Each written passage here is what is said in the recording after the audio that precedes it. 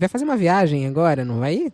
Eu estou nos últimos momentos. Quarta-feira eu estou saindo para uma viagem longa de uns 27 dias para a Europa. Uhum. Vou fazer um pedal no caminho de Santiago português, depois eu vou fazer um pedal num canyon do Rio Verdon, na França, e depois eu vou participar de um congresso internacional chamado Velocity, que é o maior congresso de cidades e mobilidade em bicicleta e a pé que tem no mundo, que dessa vez acontece numa cidadezinha chamada Arnhem, na Holanda. Olha, E o que ano que delícia, vem, hein? interessante, esse mesmo congresso Velocity acontece no Rio de Janeiro. Então nós estamos lá aquecendo os motores para trazer o Velocity para o Brasil, Fabíola. Bacana. Não, e é tão legal você ter essa experiência fora para nos trazer aqui também outros olhares, né? De como a gente tratar problemas de São Paulo com olhares de outras cidades. Eu também estive viajando aí nas minhas férias e fiquei bem impressionada com a redução de velocidade. Estive em algumas cidades, fui para a França nessas minhas férias e fiquei ali no sul da França. E prestei muita atenção na história da velocidade das vias, né? Peguei algumas vias ali, muitas em bairros, dentro de bairros, 30 quilômetros por hora. 30 quilômetros por hora. Você falava disso aqui, eu lembro, há um mês atrás, um mês mais ou menos, e a gente volta a falar sobre isso agora, porque você participou de um seminário nesse final de semana que falava não só sobre redução de velocidade, mas como reduzir mortes e acidentes, que é algo que a gente tem que perseguir com muita garra, né? E firmeza, não, Renata? Com certeza. E é justamente sobre isso que nós vamos falar. Eu até tá aqui uma página aberta, depois eu vou te mandar o link, Fabiola, que é uma maneira de você medir mortes no trânsito, né? O Brasil é apontado como o quarto maior país onde se morre no mundo, e esse número é absoluto. Nós matamos aqui nesse país, morrem mais de 40 mil pessoas por ano, e isso faz com que a gente esteja em quarto no ranking. Mas essa não é uma conta muito justa. A conta Morrem só para deixar claro, Renata, morrem no trânsito da cidade, não contando estradas ou no geral, não, será? No Brasil. No Brasil. E isso conta ruas e estradas. Atropelados, em acidentes de automóveis, atropelamentos. O Brasil, ele tem uma cifra, a maneira da gente medir isso é mortes por 100. Essa é uma maneira mais correta, né? O nosso tema de hoje que eu gostaria de falar é sobre o Visão Zero, né? O país que eu conheço que tem o menor número, deve ter um ou outro com menos mortes de números de mortes por 100 mil, no caso a Suécia, que eles conseguiram a cifra de 2,8 mortes por 100 mil habitantes, e eles conseguiram isso aplicando um conceito que eles criaram em 1997, chamado Visão Zero. Visão Zero em inglês seria Vision Zero. E é um conceito muito interessante porque ele é calcado numa maneira bem diferente da nossa tradicional. Então, nenhuma vida no trânsito perdida para eles é aceitável. E, ao mesmo tempo, eles entendem que acidentes acontecem e eles não podem ser zerados, porque é da natureza do ser humano cometer falhas. Então, em vez de a gente extinguir por leis as falhas humanas, eles entendem que os acidentes vão acontecer e eles garantem que esses acidentes não matem e não machuquem de forma irreversível, que dê uma sequela, né? Nossa, interessante isso. Então, eles não focam em, por exemplo, acabar com os acidentes. Eles acham que isso é uma balela se você quiser fazer isso. Mas sim acabar com as mortes. Isso sim é possível. Você tem acidentes, mas você tem redução de acidentados e de mortes, é isso? E as ferramentas para isso, é claro, eu não quero ficar batendo na questão da velocidade, porque hoje nós somos, assim, muito mal vistos quando a gente defende a redução de velocidades, né? Mas as ferramentas são abaixar a velocidade, claro. Mas é uma realidade do mundo, né, Renata? Eu acho que, assim, não é que aqui está defendendo a redução. A redução da velocidade é algo que está sendo discutido nas principais cidades do mundo e eu acho que a nossa obrigação como jornalistas é relatar isso, né? Então, às vezes, a pessoa está andando ali a 90 quilômetros na Marginal e ela tem que saber que, em algumas cidades no mundo, isso é considerado um absurdo, né? Mas é um absurdo que vai a responsabilidade para o gestor. Entendeu? Então isso que é interessante entender como é que é a forma tradicional e como que é a forma da visão zero de administrar esse mesmo cenário. Né? Então, a tradicional fica em cima do risco de acidente. A Vision Zero, a visão zero, fica em cima de mortes e acidentes graves. Enquanto nós estamos pensando nos riscos, eles estão pensando em dirimir as mortes e os acidentes graves. Enquanto nós atribuímos os acidentes ao comportamento humano imperfeito, eles atribuem, olha que interessante, a um sistema falho. É o motorista, eventualmente um desenho de rua que está fomentando a velocidade, é um gestor que não analisa os números locais e não atua naquele momento. Então, eles consideram um sistema. O sistema também é a condição do veículo, a condição da sinalização da rua, a condição do desenho do viário, a condição como as pessoas andam a pé, de bicicleta, de transporte público, a condição do sistema como um todo. Uhum. Então, eles não isolam um problema, eles analisam eles como um todo.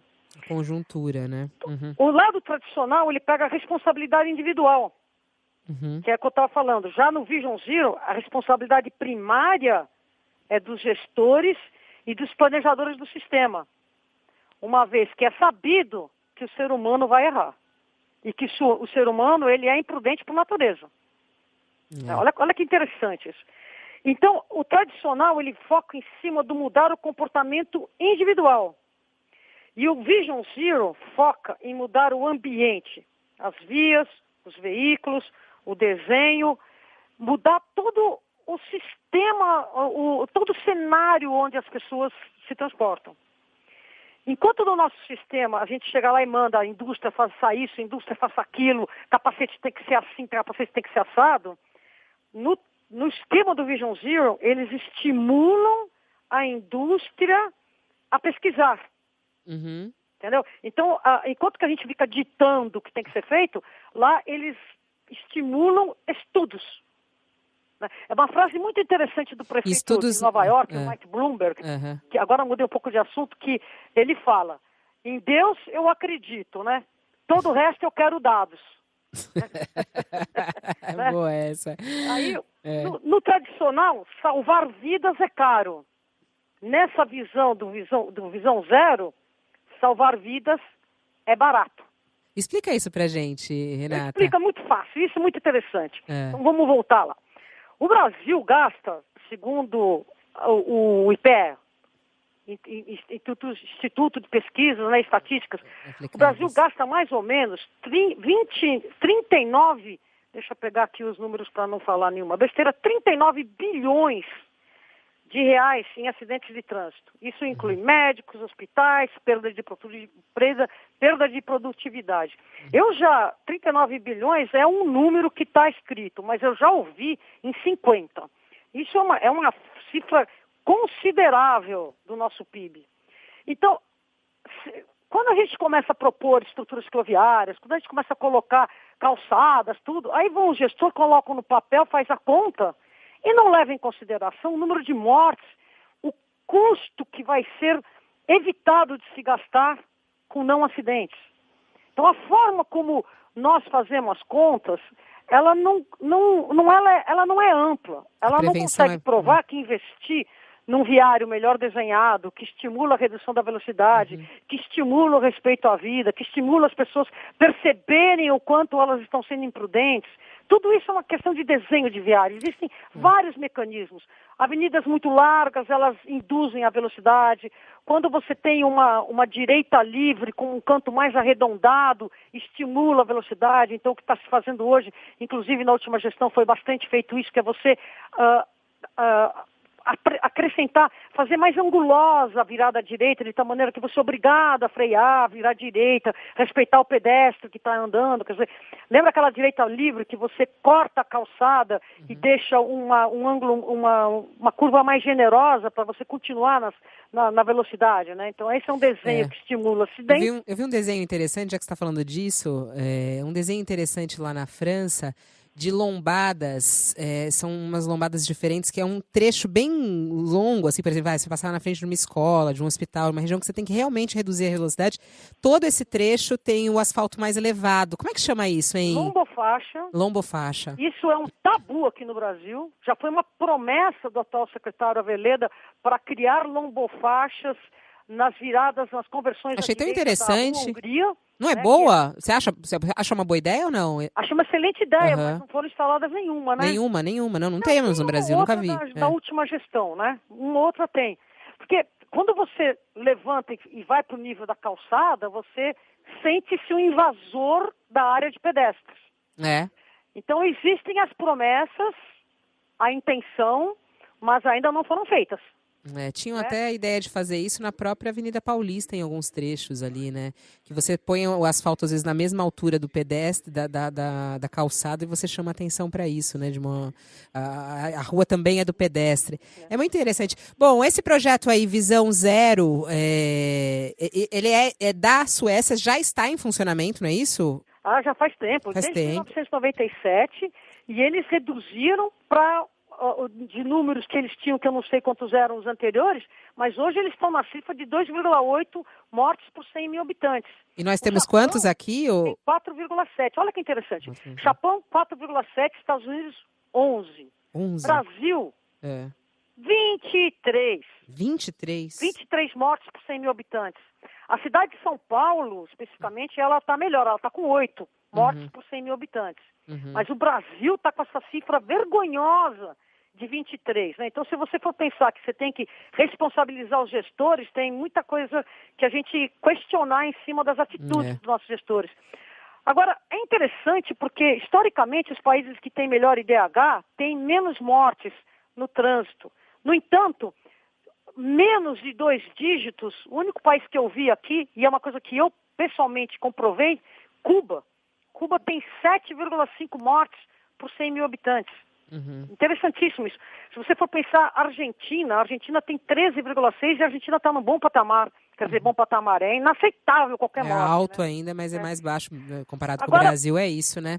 Uma coisa que salta aos olhos, nós temos na cidade de São Paulo 8 mortes por 100 mil habitantes, legal, estamos bem. Mas se você for ver a média no Brasil, nas mortes são 23,5% vão para os motoristas, 28% motociclistas. Ciclistas fazem 3,3%, pedestres 19,7% e existe uma subnotificação brasileira de 25%. Quando você vai analisar na cidade de São Paulo, aí fica escandaloso, que é aquilo que a gente sempre bate na tecla. Mortes dentro de veículos, eu estou falando de 2015, que foi o nosso melhor ano até então no sentido de mortes no trânsito. Mortes no carro, 17%. Motocicletas, 37%. Nossa, altíssimo. Olha só. É uma diferença. Bicicleta não chega nem a 0,1%, estamos 0,03%. É isso. Agora, pedestre, nós estamos com uma vergonhosa cifra de 42%. É muita coisa. Renata. É um escândalo. É um escândalo. Bom, para conversar com Renata Falzoni, você sabe, vai lá na página dela no YouTube, Bike é Legal. Renata, é um prazer conversar com você. Boa viagem até segunda-feira. Obrigada. Só vou dar mais um toquezinho. No dia 31 de maio, é o último dia do nosso Maio Amarelo, né? E a prefeitura pretende zerar as mortes no trânsito. Opa, Eu acho que a única solução vai ser proibir todo mundo sair de casa. Você não acha? Esse é o conceito, né? Vamos zerar, vamos proibir todo mundo de andar nas ruas, né? Chamar a atenção de todo mundo, vai ficar atento. Renata, é um prazer conversar contigo. Até a próxima. Até semana que vem.